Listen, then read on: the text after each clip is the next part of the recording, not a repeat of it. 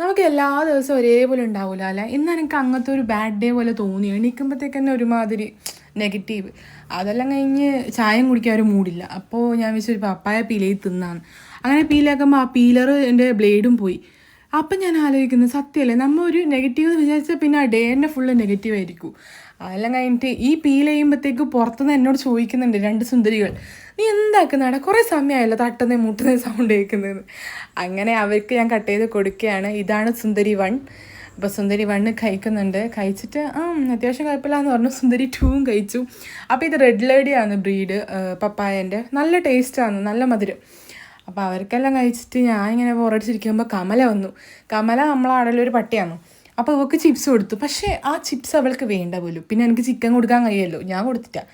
അതെല്ലാം കഴിഞ്ഞിട്ട് ഒരാളെ കാണാൻ വേണ്ടി പോവുകയാണ് ഞങ്ങൾ. ഇത് ബിത്തു, ഞങ്ങളെ ചേച്ചിയുടെ കുഞ്ഞാണ്. അപ്പോൾ ഓക്ക് ജലദോഷമെല്ലാം ഉണ്ട്. അങ്ങനെ ഒന്ന് കാണാൻ വേണ്ടി പോയി. പക്ഷേ ജലദോഷത്തിൻ്റെ അഹങ്കാരം നോക്കിയില്ല. കണ്ണാടിയെല്ലാം വെച്ചിരിക്കുന്ന കണ്ടാൽ നോക്കിയേ, അതെന്തോ കുരുത്തക്കേടിനുള്ളൊരു പുറപ്പുറപ്പാടാണ്.